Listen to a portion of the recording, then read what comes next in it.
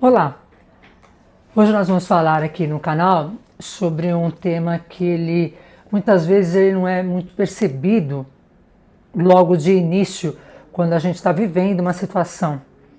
E muitas vezes essa situação não é percebida porque ela é vivida desde da fase de criança, da fase infantil, passando pela fase adolescência e lá na fase adulta, às vezes nós percebemos e às vezes não. Que é o fato de viver próximo ou muito ali no meio de pessoas que nos levam ao adoecimento mental, ou seja, pessoas que nos levam à produção da doença mental. Nós acabamos adoecendo mentalmente por viver com pessoas que fazem com que algumas situações que já existam no nosso psiquismo, no nosso inconsciente, disparem ali com gatilhos que vão trazer consequências muito sérias de angústia, de nos deixar deprimidos, de desenvolvermos depressão por situações ali que vão acumulando com o passar do tempo. E como é que isso acontece? Como é que nós podemos falar disso, né? Então, como é que a gente pode pensar que uma pessoa pode trazer para a gente isso ao longo do tempo? Como que acontece isso na infância? Bom, a criança ela vai vivendo na fase mais linda da vida dela, né? Onde ela brinca, ela conversa, ela vive com os seus colegas, com os seus coleguinhas de infância, mas às vezes ela não percebe que ela vive ali no meio dos pais que inconscientemente podem trazer para ela situações não muito agradáveis. E de que forma? O adulto passa para ela, muitas vezes, situações que são negativas, trazendo para ela, levando para ela conceitos equivocados, passando para ela autoestima comprometida. De que forma? Eu costumo dizer que muitas vezes os pais desejam ter filhos. Desejar ter filhos é um desejo do adulto. Agora, estar preparado para ter filhos é outra coisa. Não existem fórmulas para criar filhos. Mas muitas vezes a gente tem que perceber que o desejo de ter filhos é um desejo do adulto. É uma forma egoísta de pensar, eu quero ter filhos. Mas será que você está preparado para educar uma pessoa que vem lá no mundo e vem para saber o que está acontecendo nesse mundo? E aí você vai passar inconscientemente, que nós passamos, todas as nossas ansiedades, os nossos desejos e frustrações para esse ser que está chegando. Então você pode dizer para ele, faça assim, faça assado. Eu quero que você faça dessa forma. Esse jeito está errado. Não fez mais que sua obrigação. Olha, aí vem a comparação. A pior parte é essa. Olha o seu amigo, olha o seu irmão, como ele fez melhor do que você. Seu irmão é assim. Seu primo fez assim. O seu colega fez melhor do que você. Por que você tirou 7, 8? Você tem que tirar 10. Então isso vai acumulando para a criança um sentimento de inferioridade. Eu não sou tão bom. Eu sou inferior ao meu amigo, ao meu primo, ao meu irmão, ao mundo. Então ele vai desenvolvendo uma autoestima comprometida. Então ele vai se sentindo incapaz. Então isso começou a desenvolver lá na infância. Começando ali com essa ansiedade dos pais quererem que esse filho seja o que ele gostaria que fosse. O que ele talvez tenha pensado em ser lá atrás, ou que os próprios pais, agora avós dessa criança, tivessem cobrado e ele não foi, então ele transfere para o seu filho.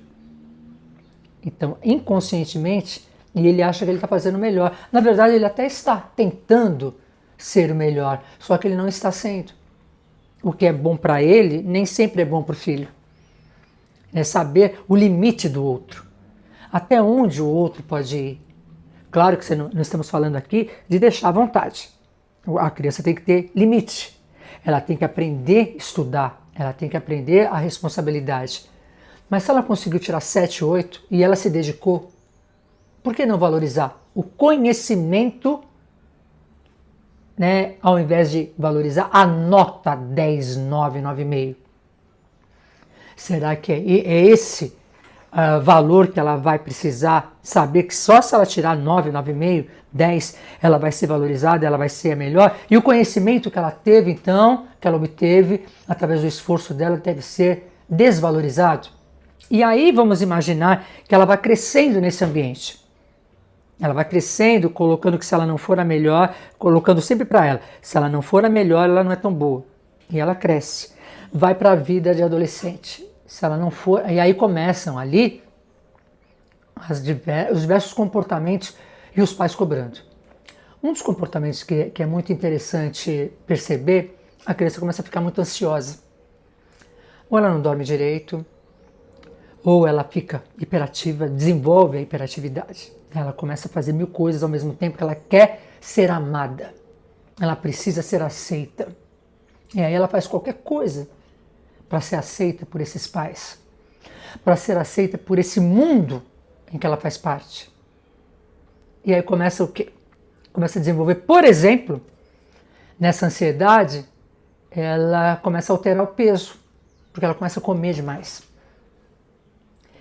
E aumentando o peso, começa a cobrança dos pais. Olha como você está gordo, olha como você está gorda. Aí ela aumenta mais ainda quando ela não desenvolve o outro lado, que é a bulimia, a anorexia, por aí vai. Então essa criança já está com o seu emocional comprometido. Então vamos passar para a fase de adolescência. Como é que ela vai se gostar se ela já foi cobrada e foi comparada lá atrás? Não, ela não vai se gostar. Ela não vai se amar. Então, se ela não se ama, ela não passa uma imagem para ninguém de alguma coisa que ela não aceita. Então ela se esconde. Ela não se aceita. Ela não se aceitando, aí está a porta aberta para uma relação tóxica. Qualquer coisa serve para ela, porque ela não é boa.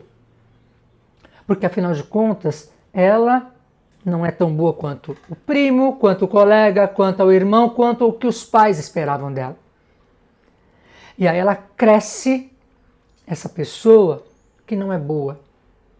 E como ela não é boa, ela está aberta para as relações, isso aí, amizade, trabalho e relações afetivas, relações que vão lhe adoecer. E aí é aquela pessoa que, tanto homem quanto mulher, que fala-se muito, né? Fulano tem o dedo podre. Ela vai para se relacionar com aquela pessoa que vai lhe fazer sofrer. Não. Ela precisa daquele relacionamento tóxico. Aquele relacionamento que vai fazer sofrer, porque afinal de contas ela não pode ser feliz. Ela não é tão boa. E aí ela tem aquela pessoa que trai, aquela pessoa que engana, aquela pessoa que explora, e explora das melhores maneiras possíveis. Começa fazendo os maiores jogos que ela possa imaginar. Ela começa ali, a pessoa, com essa pessoa que está emocionalmente frágil. Começa elogiando, depois a hora que ela consegue a confiança dessa pessoa que é frágil emocionalmente, começa o adoecimento maior. Então ela começa a explorar emocionalmente, financeiramente, profissionalmente e todas as formas possíveis. Ela marca um compromisso e não aparece. Ela pede dinheiro emprestado e não vai pagar. Ela chega a fazer gozação. Você está gordo, você está gorda, você é feia. Veja como tem pessoas que estão afim de mim, veja como são pessoas bonitas e você não é tão bonito. Por que você não morre? Você já se olhou no espelho? Quem é que quer você? Se você se separar de mim, veja se alguém vai querer você. E existem situações que as pessoas chegam ao casamento em situações dessa forma. Ela sabe que ela é enganada, ela sabe que ela é explorada de todas as formas, mas isso já vem lá da infância. Como ela não é tão boa, ela não pode se gostar. para ela poder encontrar alguém que só vá acrescentar, porque ela já é feliz com ela. Não, ela tem que ser feliz, o outro tem que fazer a felicidade que ela não tem. E aí ela vai e se casa com essa pessoa. Aí ela é traída, ela é explorada. O outro faz com ela o que bem entender. E o que ela vai acontecer? Uma nova forma de passar toda essa autoestima comprometida para os seus filhos. Ela vai passar inconscientemente essa dependência para suas filhas, para os seus filhos. E o ciclo vai se repetindo. E não é incomum nós observarmos homens e mulheres com doenças psicossomáticas. Como nós já falamos aqui no canal várias vezes, vamos repetir aqui, eu diria que 90% ou um pouco mais de 90% das doenças, elas têm fundo emocional. E as doenças mais comuns que nós percebemos por adoecimento mental, das doenças de fundo emocional que vão lá da infância e elas se avolumam na fase de adolescência e adulto, é o câncer, diabetes, úlcera, gastrite, problemas de coluna, problemas de reumatismo, pessoas que ficam travadas. De repente, elas travam. O emocional delas travou. É muita coisa. É muita coisa acumulada de anos e anos. E aí ela não consegue mais caminhar para a vida porque o emocional dela está travado. E ela pode procurar todos os tratamentos possíveis. E que tratamento? Ela vai e faz acupuntura, ela toma remédio para isso, ela toma remédio para aquilo, ela faz massagem, ela faz hidroterapia, ela faz natação, ela faz tudo. Mas o problema, ele vai ser tratado ali, naquele momento do corpo. Mas o problema emocional continua. A saúde mental continua porque ela viveu o tempo todo com pessoas que adoeceram. Óbvio que a criança não tem como se livrar de um ambiente que adoece. Quando ela vai apresentando esses sintomas, se da família, um dos pais percebe, é hora de procurar ajuda, de procurar terapia para a família. Então a criança vai para a terapia e os pais também. Porque não adianta tratar a criança e a criança voltar para o ambiente doente. Os pais precisam de orientação para trabalhar essa relação, para trabalhar o que é que acontece para que essa criança possa voltar para um ambiente mais saudável. Na adolescência é muito importante, porque pode chegar um momento do adolescente estar tão tenso, com a autoestima tão baixa, tão deprimido, que pode acontecer do suicídio, o que pode acontecer na idade adulta também. Então, o adoecimento, ele vem sim também de ambiente de pessoas tóxicas. E as pessoas tóxicas podem ser pai, mãe, irmão, amigos, pode ser pessoas do seu trabalho, mas esses problemas começam lá atrás e são apenas avolumados, eles são agravados na fase adulta, na fase da adolescência para adulto. Quando você começa a se relacionar, essas pessoas começam a te pôr para baixo. Você não é tão importante. Afinal de contas, você não é tão bonito, você não é tão inteligente.